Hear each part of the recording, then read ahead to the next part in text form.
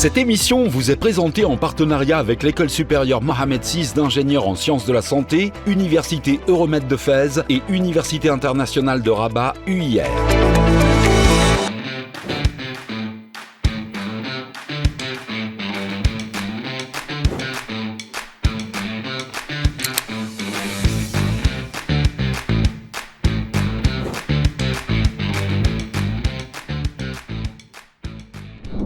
Bonjour à vous tous. De quoi demain sera-t-il fait, surtout quand il s'agit des lendemains de profession? Demain, c'est déjà aujourd'hui. Et nous sommes nombreux à nous interroger si les métiers, par exemple, en vogue aujourd'hui seront ou non d'actualité demain. Quand il s'agit de métiers d'avenir, la question peut paraître anodine. En revanche, elle peut se révéler existentielle, il faut le dire, pour bon nombre d'étudiants en fin de parcours universitaire. Et c'est notre objectif, justement, que de leur apporter à l'heure des experts des éléments de réponse. Pour cela, j'ai le plaisir d'avoir autour de moi le professeur Basma Djioudi. Bonjour madame. Bonjour. Merci d'être là. Vous êtes directrice de l'École supérieure Mohamed VI d'ingénieurs en sciences de la santé. Avec nous également le professeur Tawfiq Louazani, vice-président de l'Université Euromed de Fès. Professeur Louazani, merci d'avoir répondu à notre invitation. Et nous avons également Si Mustafa Fakir, doyen de la School of Aerospace and Automotive Engineering. Il n'y avait pas moyen de traduire ça en anglais, ça aurait été peut-être beaucoup plus simple dans un pays un peu francophone comme le Maroc. Merci beaucoup en tout cas, Si Fakir, d'avoir répondu à notre invitation. Madame, Messieurs, donc merci encore une fois d'être là. Madame Djioudi, je commence par vous. Je vais commencer peut-être par une question toute simple en fait, c'est en matière de présentation. Quelle est un peu la spécificité un peu de l'organisme, de l'école que vous représentez aujourd'hui? Alors bonjour, tout d'abord merci pour l'invitation. L'École supérieure Mohamed VI d'ingénieurs en sciences de la santé relève de l'Université Mohamed VI des sciences de la santé et appartient à un écosystème qui est la Fondation Mohamed VI des sciences de la santé. Donc l'école forme des ingénieurs, je dirais en sciences de la santé avec plusieurs filières qui sont proposées. Donc il y a le parcours classe préparatoire de 2 années et puis chaque étudiant il aura le choix entre les 4 filières proposées qui sont le génie biomédical, tout l'aspect, je dirais, maintenance, installation des équipements biomédicaux au niveau des établissements sanitaires. Et puis, il y a la filière bioinformatique, qui est l'application pure et dure de l'intelligence artificielle dans les sciences biologiques, dans le secteur de la santé. Et puis, la 3e filière qui est le génie digital, qui est développée principalement pour accompagner le chantier de digitalisation du secteur de la santé aujourd'hui au Maroc. Et puis, la 4e filière qui est le génie technologie médicale et industrie pharmaceutique et cosmétique. Donc, aujourd'hui, l'école offre une offre de formation qui est riche. Donc, il y a le parcours ingénieur d'État, mais il y a aussi le système LMD, donc c'est la licence et le master, et on a développé presque les mêmes filières dans les 2 systèmes. Des étudiants bénéficient de bourses? Alors oui, bien sûr, au niveau de l'université et grâce au soutien de la Fondation, nous proposons 2 types, je dirais, de bourses. Une bourse d'excellence qui est offerte pour les étudiants qui ont un profil excellent et qui couvre les frais de scolarité. Et puis une bourse sociale, comme je dis, donc c'est une bourse qui peut aller de 0 à 100%. Et cela dépend de niveau social et l'étude du dossier de chaque étudiant. Alors il n'y a pas de filière aéronautique. Je vous pose la question comme ça d'une manière un peu assez rigolote parce que là je me tourne directement à Si Fakir. Justement, quel rôle joue, justement, on parlait depuis tout à l'heure de la formation d'une manière générale, quelle est un peu la teneur, le poids d'une manière générale, surtout dans notre pays, à l'heure actuelle, depuis, on va dire une vingtaine d'années, le rôle de la formation dans ce domaine-là, quand même, qui est le domaine de l'aéronautique, qui est quand même un domaine assez pointu. D'abord, je tiens à vous remercier de m'avoir invité. En fait, la formation joue un rôle très très important. On pourrait dire aussi que les investisseurs sont plus enclins à s'installer dans un pays où il y a un important bassin de talents bien formés. Et c'est pour ça qu'à l'UR, on a créé la School of Aerospace and Automotive Engineering en 2011, en partenariat avec des universités américaines de renom. Donc il y a le Georgia Tech et il y a le Mississippi State University. Donc Georgia Tech, il est connu par son programme en aérospatial, et aussi Mississippi State University, ils ont notamment le programme de Mechanical Engineering, et aussi ils ont des laboratoires très connus, le CAVS et le RASPET. Donc c'est un programme de 5 années avec classe prépa intégrée et cycle ingénieur.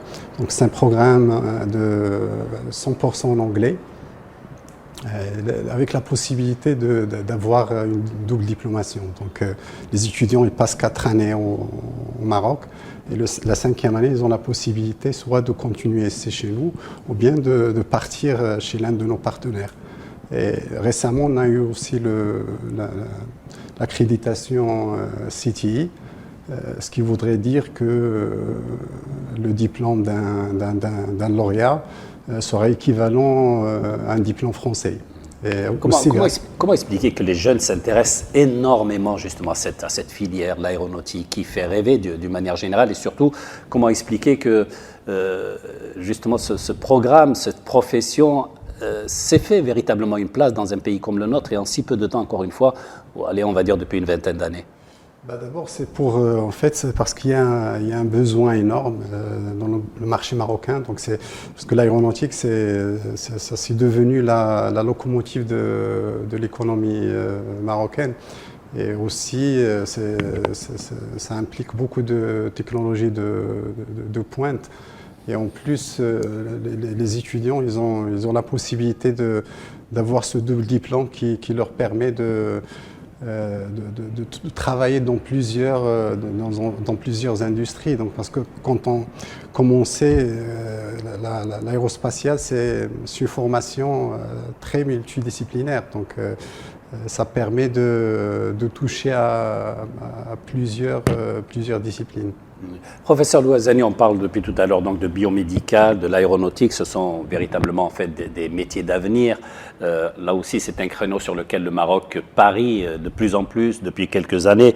Mais est-ce qu'on peut dire véritablement qu'il existe en particulier un métier d'avenir, et surtout quel est peut-être aujourd'hui, comment expliquer son concept aujourd'hui? Qu'est-ce qui fait que voilà, c'est devenu une vraie valeur marchande?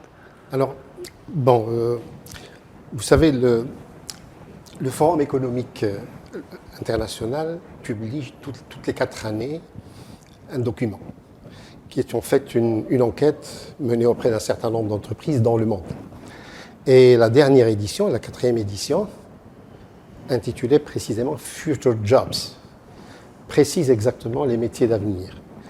Et les métiers d'avenir, bien sûr, ils sont très dynamiques, mais ils sont généralement ancrés à des secteurs qui sont des secteurs en croissance. Et ces secteurs ont été clairement définis dans ce rapport. Bien sûr, tout ce qui est informatique, digital, IA en particulier, mais également les énergies renouvelables en particulier, le domaine de la santé, le domaine de l'éducation et de la formation, c'est également un secteur en croissance, et bien entendu tous les secteurs liés aux arts et à la production digitale, à l'industrie culturelle de manière générale. Et bien entendu, cette notion de métier d'avenir, qui ne veut pas forcément dire métier attractif. C'est un pari en fait. En fait, l'idéal serait que le métier d'avenir soit un métier attractif pour ceux qui l'exercent. Mais pour un pays comme le Maroc, c'est un pari risqué d'une manière générale, que de choisir tel métier plutôt qu'un autre. Comme vient de l'expliquer mon collègue, le Maroc a fait des choix. Il y a évidemment des orientations stratégiques. Dans le domaine industriel, le Maroc a fait le choix de développer son infrastructure en termes de construction automobile, de construction aéronautique. Il a fait le choix des métiers mondiaux du Maroc que nous connaissons aujourd'hui, mais il a également d'autres chantiers. Et il est de notre devoir en tant qu'université d'accompagner les grands projets structurants de notre pays. Et la santé est un de ces grands chantiers. Nous vivons une véritable transformation, une véritable réforme de notre système de santé grâce à l'initiative de Sa Majesté, avec une forte digitalisation de ce secteur, notamment pour la généralisation de la couverture médicale de la population.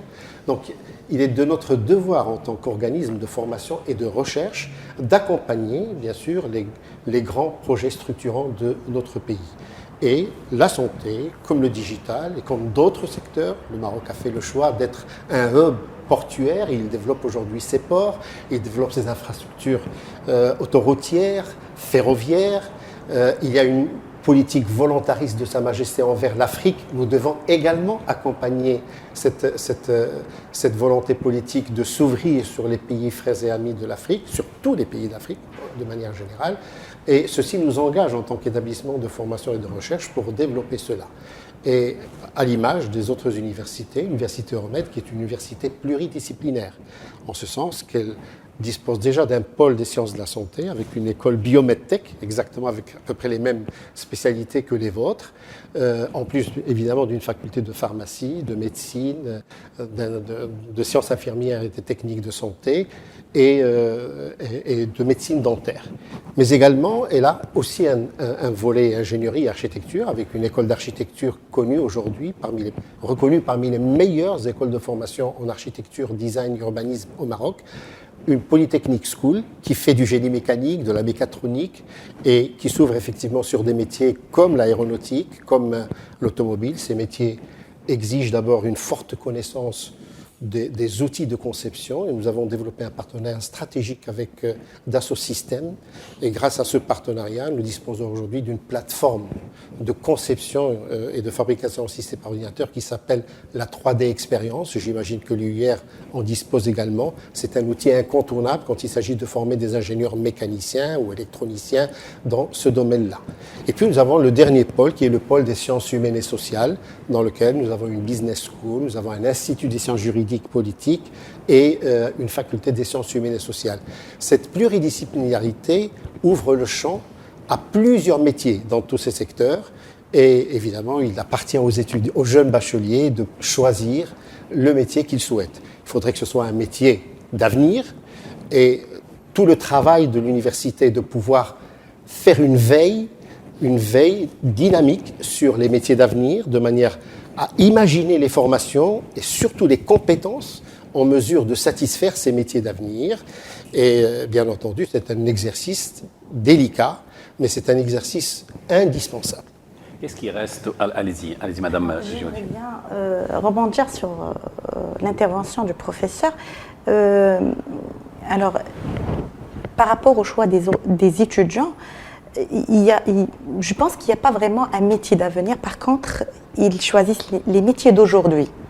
Aujourd'hui, nous, en tant qu'acteurs d'enseignement, dans la formation, on a ce devoir d'anticiper le besoin, de suivre les rythmes d'évolution. À partir du métier d'aujourd'hui. Oui. En fait, c'est à nous d'anticiper et préparer les offres de formation pour répondre aux besoins d'avenir, qui va être un besoin d'aujourd'hui pour les étudiants. Mais en prenant le cas du biomédical que vous avez évoqué tout à l'heure. Voilà. J'allais donner l'exemple par l'école de biomédical. Il a commencé en 2014. Aujourd'hui, alhamdoulilah, on est avec la promotion de cette année, on sera avec plus de 800 lauréats entre techniciens et ingénieurs. Et aujourd'hui, on voit, alhamdoulilah, que ces ingénieurs, que ces techniciens qui sont là, qui sont au niveau des entreprises, qui sont au niveau des établissements sanitaires, qui sont en train d'accompagner ce changement, cette transition du secteur de la santé. Mais qu'est-ce qui est fait concrètement, justement, pour pouvoir peut-être susciter l'intérêt sur une filière plutôt qu'une autre? Justement, déjà le fait de faire partie d'un écosystème comme la Fondation Mohamed VI des sciences de la santé, on a les hôpitaux, on a les différentes entités qui travaillent dans le secteur de la santé. Donc, depuis le démarrage de ce projet, on comprend ce qui se passe au niveau du secteur de la santé, ce qui nous a permis d'anticiper d'anticiper le besoin en termes justement d'ingénieurs biomédicaux qui sont aujourd'hui sur le marché et qui œuvrent dans la transformation, je dirais, de ce secteur. Donc moi, personnellement, par rapport au choix des étudiants, je pense qu'ils sont ils choisissent plus les métiers d'aujourd'hui plutôt que les métiers d'avenir. Et c'est à nous d'anticiper ce besoin et donner et proposer les offres de formation qui vont répondre. C'est curieux quand même d'entendre de parler de métiers d'aujourd'hui pour pouvoir aiguiser, j'allais dire, l'appétit pour les métiers de ce que l'avenir en tout cas pourra offrir. Sifakir, quand vous interrogez les étudiants, par exemple, qui s'intéressent effectivement au domaine de l'aéronautique, quand vous leur dites, par exemple, pourquoi vous intéressez-vous peut-être à ce secteur bien précis, qu'est-ce qui vous avance, qu'est-ce qu'ils vous disent comme motivation? Il n'y a pas uniquement que les salaires, j'imagine. Oui, effectivement, il n'y a pas que le salaire, parce qu'en fait, il y a d'autres paramètres qui entrent en jeu. Donc, il y a la possibilité de contribuer dans un secteur phare de l'économie nationale. Il y a aussi la possibilité de travailler dans des projets stimulants de grande envergure et aussi de travailler dans des groupes multinationaux.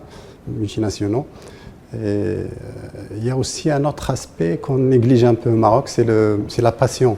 Donc parfois on suit sa passion, même si j'ouvre une petite parenthèse, je pense que souvent on se focalise sur l'enseignement supérieur avec beaucoup de réformes, mais je pense qu'il faut vraiment voir l'amont. Donc en fait, il faut, parce que je parle en connaissance de cause, parce que j'ai fait toutes mes études en Italie, j'ai été exposé aussi au système britannique. Donc là, on essaye d'exposer dès un jeune âge les élèves aux différents métiers. Donc on essaye de cultiver l'esprit critique et aussi on aide les enfants à découvrir leur passion.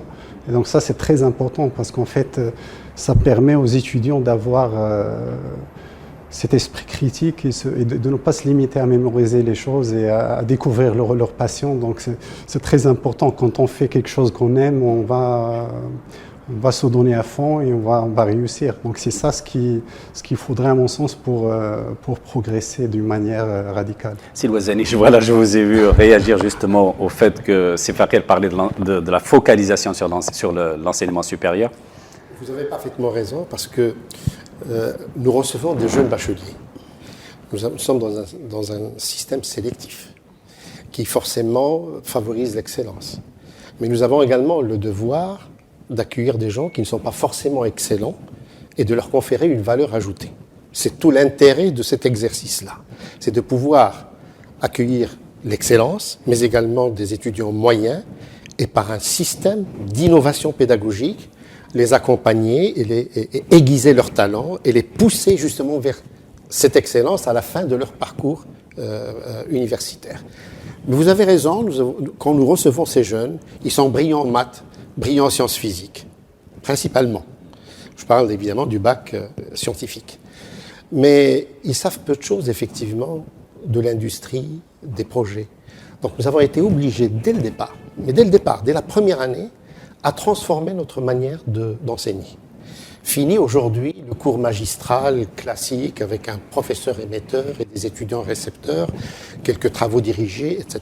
Dès le départ, nous sommes dans un système interactif d'une classe inversée où effectivement tout le bagage théorique, ce que nous appelons les connaissances, leur est déjà donné sur une plateforme digitale, il est à leur disposition, ils doivent s'en approprier à l'avance et ils viennent avec ce bagage de connaissances pour pouvoir le mettre en pratique en salle, en présentiel avec le cours, avec le prof. Donc aujourd'hui, nous avons à la fois mis en place ce qu'on appelle l'approche par compétences.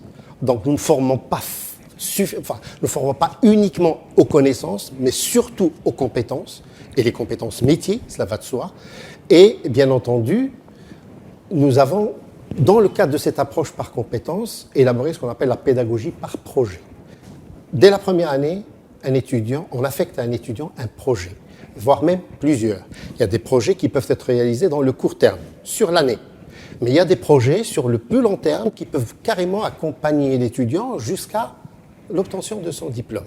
Cette nouvelle manière de faire permet de aiguiser effectivement leur talent, mais surtout leur pensée critique, leur manière de pouvoir analyser des problèmes, formuler des problèmes et trouver des solutions.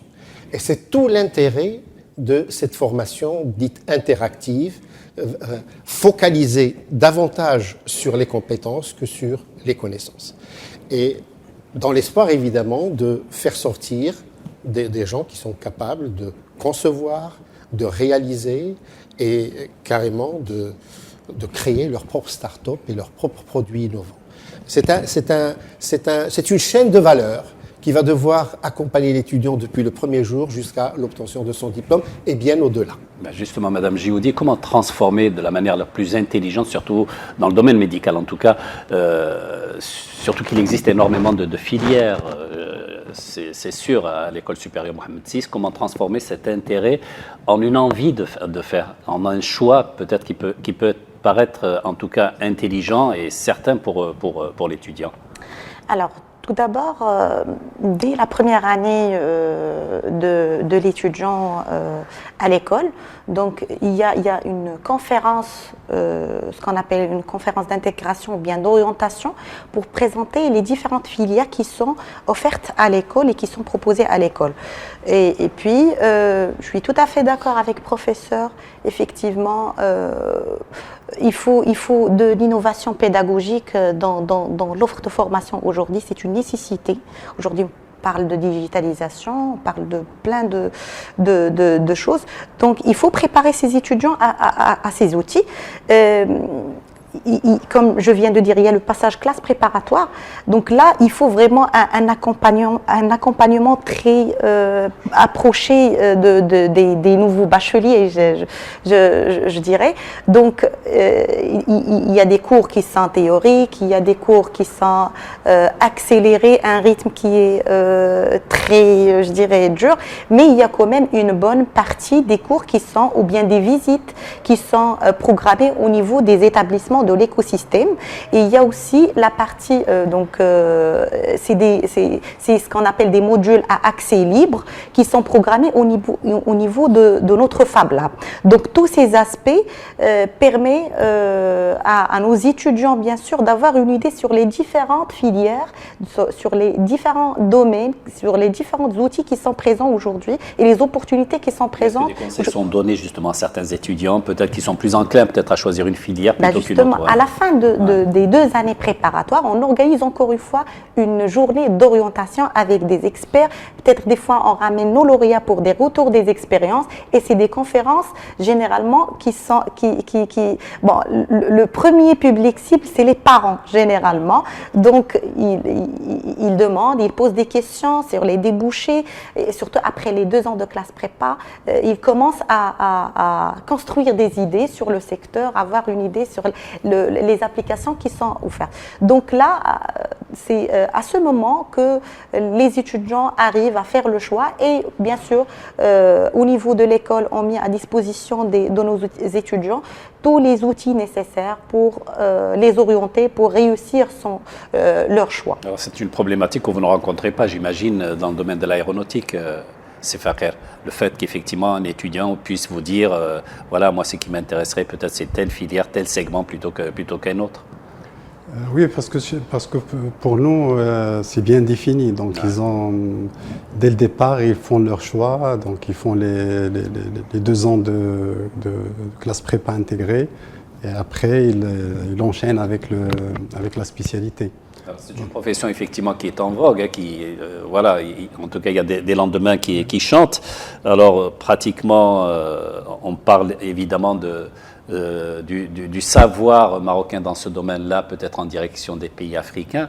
Et Dieu sait que peut-être le marché dans cette direction-là est énorme. Est-ce que vous prenez en considération cette donne aussi ? Parce que alors là, je vais vous donner aussi quelques chiffres. On dit que d'ici 2045, par exemple, les compagnies aériennes africaines auront besoin de quelques 1230 avions. Et là, j'imagine que vous avez du boulot. Oui, effectivement. En fait, il y a 2 aspects. En fait, pour Pour les techniciens, je pense qu'il y a des instituts tels que l'IMA, l'ISMALA, d'autres centres comme le CFPNC qui font un excellent travail pour la formation des techniciens. Et donc il faut savoir que évidemment il y aura un grand besoin en termes de maintenance. Donc quand on parle de maintenance, il y a la maintenance préventive, il y a la maintenance corrective, il y a aussi des révisions majeures. Donc et ça demande beaucoup de ressources humaines qualifiées. Pour ce qui est ingénieur, donc il y a les ingénieurs, ils seraient évidemment impliqués dans la planification stratégique de la maintenance. Ils doivent veiller à ce que ces opérations de maintenance soient efficaces, sûres et qui respectent qui sont conformes aux normes internationales.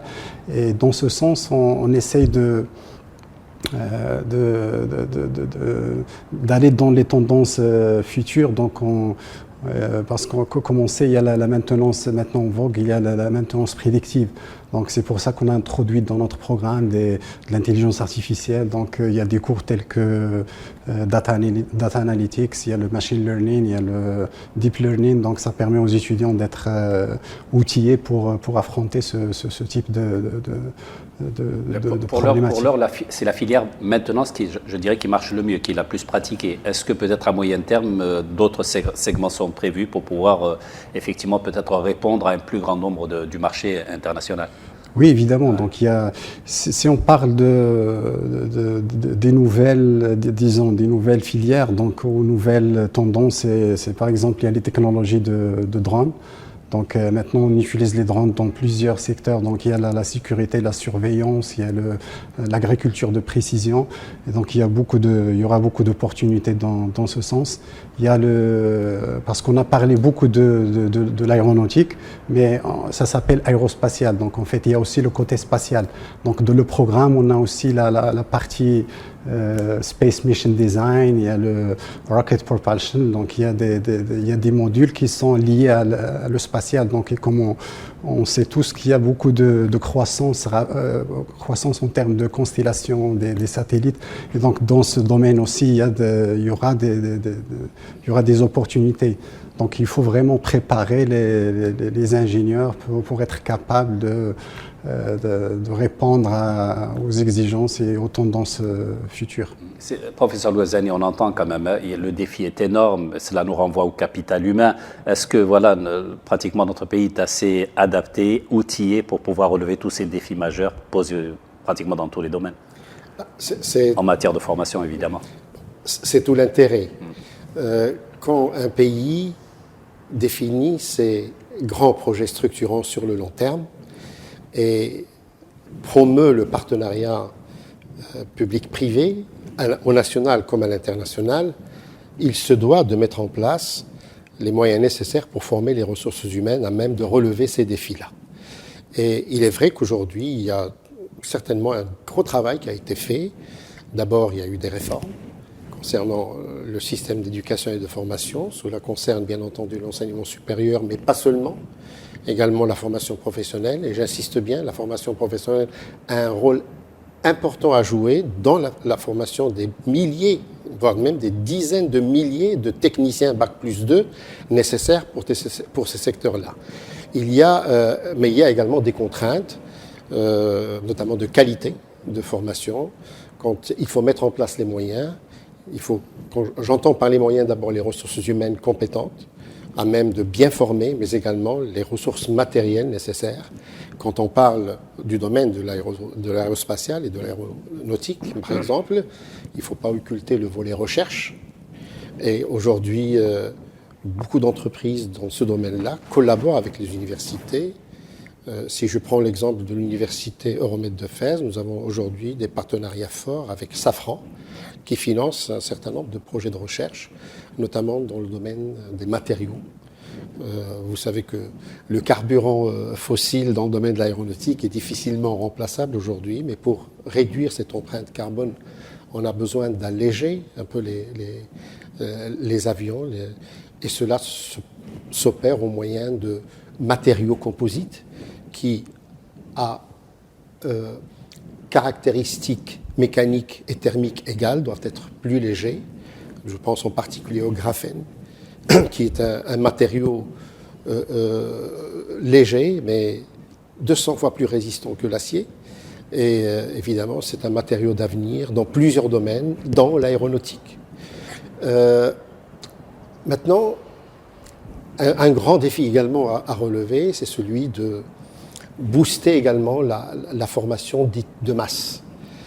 Aujourd'hui, la plupart ce qui compose aujourd'hui l'enseignement supérieur marocain, c'est notamment les grandes universités publiques avec des grandes facultés massives, et assurer une formation de qualité dans un système de masse requiert effectivement la mise en place de moyens, mais également un effort d'innovation, de transformation du processus d'apprentissage, en intégrant bien entendu la digitalisation, la mise à disposition de ces milliers, de ces dizaines de milliers d'étudiants de support pédagogique en ligne, en accès libre, dont ils peuvent disposer à n'importe quel moment, et puis de consacrer l'essentiel du temps en présentiel à des exercices, à des travaux dirigés, à des travaux pratiques, lesquels travaux pratiques nécessitent l'équipement de laboratoire avec des moyens de technologie performante aujourd'hui, et puis notamment leur permettre de réaliser des projets également, même dans ce système massif. C'est difficile à mettre en place, mais c'est un véritable défi à relever. Et puis, il ne faut pas l'oublier, en même temps que la formation d'ingénieurs ou de cadres techniques de qualité, il faudrait veiller également à leur formation en soft skills, en digital skills, en personal skills, en professional skills, donc améliorer leur niveau en langue. Et quand je parle de langue, je n'entends pas uniquement l'arabe et le français, mais beaucoup plus l'anglais, l'espagnol, l'allemand et bien d'autres langues encore. Améliorer leur capacité à analyser, à avoir cet esprit critique, donc leur donner également des notions sur la philosophie, sur l'histoire des sciences, sur l'histoire des civilisations. C'est important dans la carrière d'un cadre. Il faut qu'il soit un bon cadre qui maîtrise son métier, mais qui soit capable également de discuter, de convaincre, d'élaborer des projets, de monter des projets et de les réaliser jusqu'au bout. Il faudrait également leur donner l'occasion d'être des diplômés citoyens, conscients de leurs devoirs, mais également de leurs droits envers la société. Et pour cela, il faut leur inculquer des cours de responsabilité sociale, de développement durable et bien d'autres domaines encore. Oui, madame. Alors, justement, à mon avis, la clé, c'est de former des profils polyvalents, quelle que soit la spécialité choisie, que ce soit en aéronautique, en ingénierie de la santé, et puis de développer chez le lauréat ou bien les étudiants la capacité de s'intégrer dans un environnement et la capacité de développer les compétences pour être à jour. Parce que c'est vrai qu'on forme aujourd'hui, mais on ne sait pas qu'est-ce qui va venir dans 3 ans, dans 5 ans, avec tout ce rythme de transformation, de transition. Alors, mais pour avoir je dirais des profils qui sont bien qualifiés, bien formés, tout commence par la formation et la qualité de formation. Ce que je dis toujours, la qualité a un coût. Donc, pour améliorer la qualité de nos formations, il faut investir sur les moyens pédagogiques, les travaux pratiques, Et puis, si je prends par exemple l'exemple des ingénieurs biomédicaux, on forme dans un métier. On ne peut pas faire sortir un ingénieur en biomédical et il n'a jamais touché un appareil IRM, scanner, il ne sait pas c'est quoi. Si on parle de la formation, par exemple, bioinformatique, on ne peut pas faire confiance à un ingénieur qui n'a pas vu qu'est-ce qu'un séquenceur, génome. On parle aussi de l'intelligence artificielle aujourd'hui, et on sait très bien qu'aujourd'hui, le frein qui est là, qui freine le développement de l'intelligence artificielle aujourd'hui au Maroc, c'est la data. Aujourd'hui, on a cette possibilité, autant qu'écosystème, on est producteur de la data. Donc, je pense que le ministère donc c'est sûr qu'ils ont fait beaucoup d'efforts là-dessus au niveau de la nouvelle réforme, mais je pense que ce genre de métiers doivent être développés dans un environnement convenable. Mais est-ce que vous vous sentez justement accompagné dans votre travail? Alors, pour nous, par exemple, on est un écosystème qui est complet. Là, c'est pratiquement un appel qui devrait être lancé. Oui. Pour l'école supérieure d'ingénieurs, Mohamed VI d'ingénieurs en sciences de la santé, on fait partie, comme j'ai dit, d'un écosystème qui est riche. On a la possibilité de voir le matériel de près. On a la possibilité d'exploiter la data qui est générée au niveau des hôpitaux. On a la possibilité d'envoyer nos étudiants dans, par exemple, le laboratoire pour voir qu'est-ce qu'un génome, comment font les analyses, comment développer un vaccin, comment ça se passe au niveau des laboratoires. Mais il y a aussi, comme je viens de dire, par exemple, si on parle aujourd'hui de la digitalisation, et c'est un volet qui est très important aujourd'hui dans le secteur de la santé et dans la nouvelle réforme du secteur. Et je pense que l'ingénieur qui est formé dans le digital en santé doit avoir une idée sur les contraintes, par exemple, des systèmes d'information hospitaliers aujourd'hui. Un système hospitalier ou un système d'information hospitalier doit être conçu d'une manière à faire communiquer tous les solutions qui sont présentes au niveau d'un établissement. Il doit générer de la data qui doit être exploitable avec les outils d'intelligence artificielle. Donc, je pense aujourd'hui, il y a le métier doit être développé dans son environnement, mais il y a aussi l'aspect polyvalence. Et comment est-ce qu'on développe chez le lauréat la capacité de s'intégrer dans un environnement choisi. Alors, data, digitalisation, j'imagine que ce sont deux données, deux contraintes qui ne sont pas vraiment des contraintes au niveau en tout cas pour le futur ingénieur de l'aéronautique. Je pense que ça doit tomber sous le sens, en tout cas comme exigence dès le départ. Oui, donc c'est... Comme j'avais dit, c'est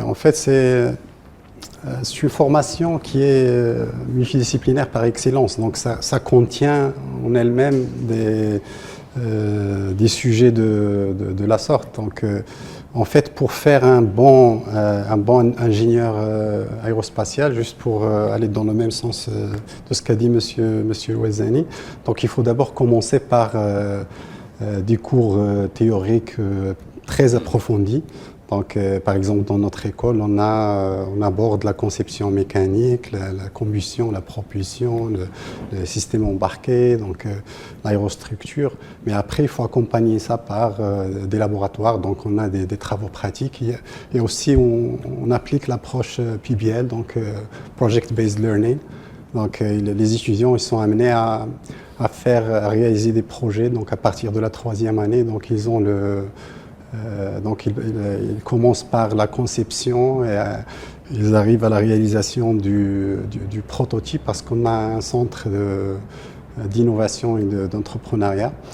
Et après, donc, il faut aussi avoir des partenariats forts avec l'industrie. Donc, parce qu'il faut avoir le feedback donc, des industriels, il faut avoir des intervenants, il faut augmenter le taux d'intervention des industriels. Donc, parce qu'en fait, comme j'avais mentionné avant, donc, dans une quête de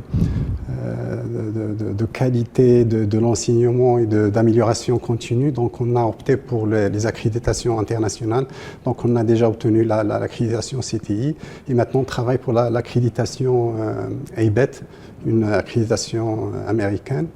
Et là, ils exigent d'avoir un advisory board où il y a des intervenants socio-économiques. Donc là, on a le feedback des industriels et on essaye d'aligner notre formation aux exigences du marché. Donc là, un autre point aussi, c'est la formation continue. Donc il faut toujours être à l'écoute, il faut être rapide aussi à répondre aux exigences du marché. Donc je vous donne un exemple. Récemment, on a été sollicité par Alten. Il y avait un besoin en termes de formation dans le domaine du ferroviaire. Donc ils ont gagné un marché avec Alstom. Et donc, on a pu organiser une formation avec eux pour le RAMS for Railway Engineering. Et maintenant, ils sont en stage pré-embauche. Et donc, ça, c'est très important aussi pour être toujours à l'écoute du besoin des industriels. Et last, not least, c'est comme a dit M. Ouazzani, c'est l'innovation, la recherche. Donc, il faut vraiment permettre aux étudiants d'innover, et dans ce sens, comme j'avais dit, donc on a un centre d'innovation et d'entrepreneuriat et on permet aux étudiants de mettre en pratique leurs idées et pour les idées matures, on va les accompagner pour créer leur start-up. La formation continue, elle est justement prise en considération justement d'une manière générale aujourd'hui quand il s'agit de former les jeunes au métier de demain. Oui, pour rebondir, avec Alten, nous sommes déjà à la 3e promotion. Nous avons un programme qui s'appelle Boost, le programme Boost. Nous sommes à Boost 3. Nous avons sorti 3 générations d'ingénieurs. En fait, Alten a déjà défini ses métiers. Et quand elle définit ses métiers, elle vient vous voir pour dire voilà les métiers d'Alten. Est-ce que vous êtes en mesure de nous accompagner pour fournir à nos compétences, à nos cadres les compétences qu'il faut pour bien exercer ces métiers. Donc cette façon de faire nous a permis de mettre en place une formation continue en alternance, diplômante. Il s'agit d'un diplôme d'université.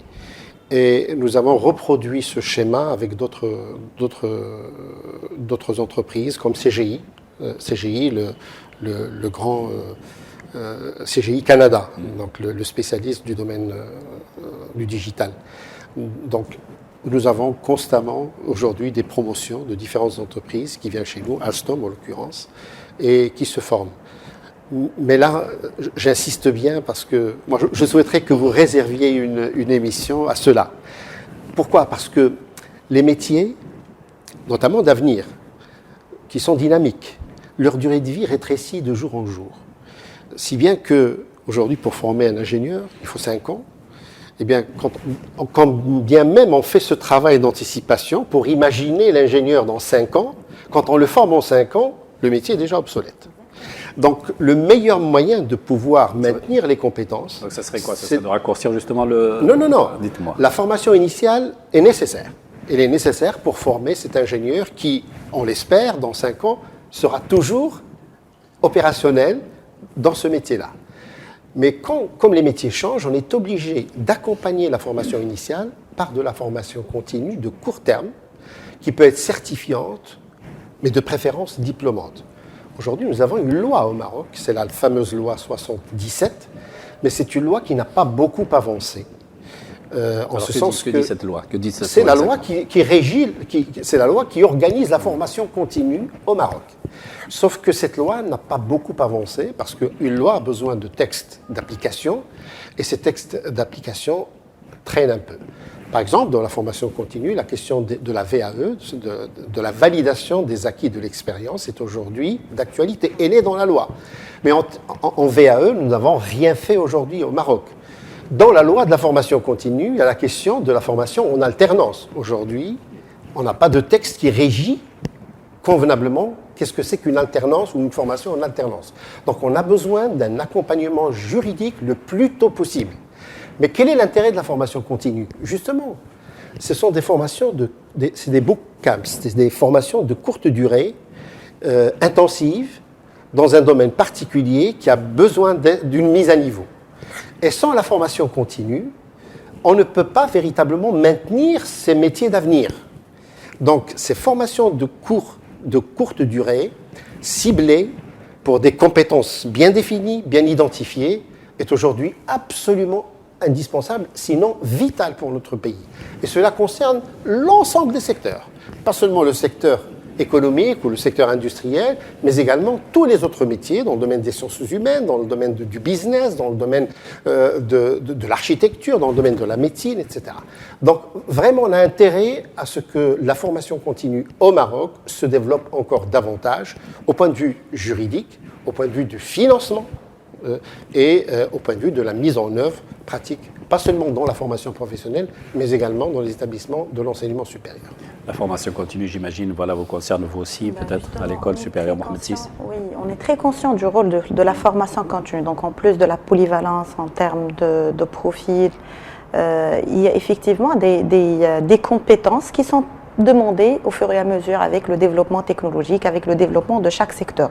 Donc c'est pourquoi à l'Université Mohamed VI des sciences de la santé, nous avons développé carrément une entité spécialement dédiée pour la formation continue, qui est le centre de formation continue. Donc qui est ouverte à tous les établissements.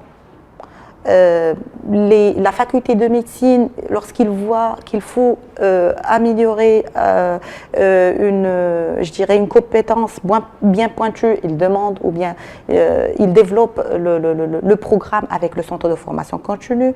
La même chose, l'école d'ingénieurs, lorsqu'il voit par exemple, aujourd'hui on parle de médecine connectée, on parle des objets connectés dans la santé, on parle de l'IA aussi. Et lorsqu'on parle de l'IA dans le secteur de la santé, généralement, le médecin, il est là, c'est un outil qui doit assister le médecin.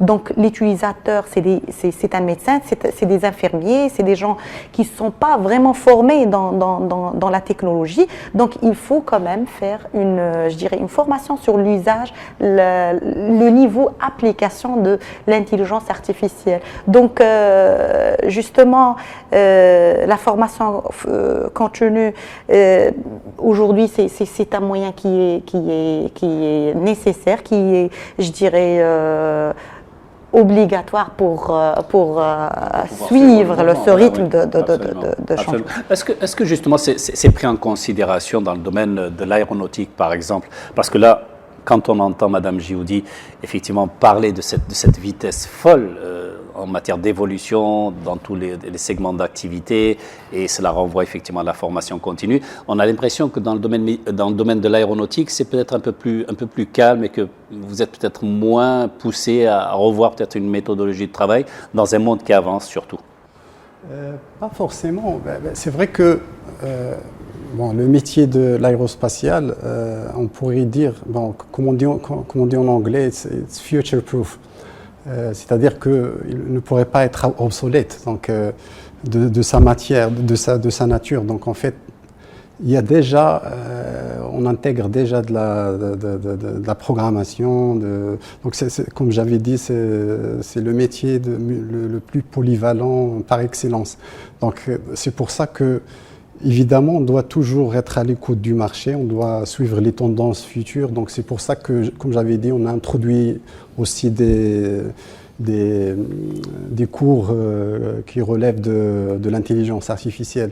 Donc c'est pour ça que je dirais que c'est très important de préparer les ingénieurs aux changements futurs et tout, mais quand même, il y a une base solide qu'il faut conserver, quand on parle de l'aérodynamique, ça va rester toujours là. Donc, il faut avoir les bases de l'aérodynamique, les bases de la combustion, les bases de la conception mécanique. Après, c'est vrai, il faut avoir un complément des modules qui sont exigés par les tendances actuelles au futur du marché. Alors on arrive au terme de ce débat, je vous donne juste une minute chacun, c'est un peu la tradition pour faire la conclusion en tout cas de cet entretien et peut-être un peu de la vision que vous avez en tout cas dans votre métier précisément.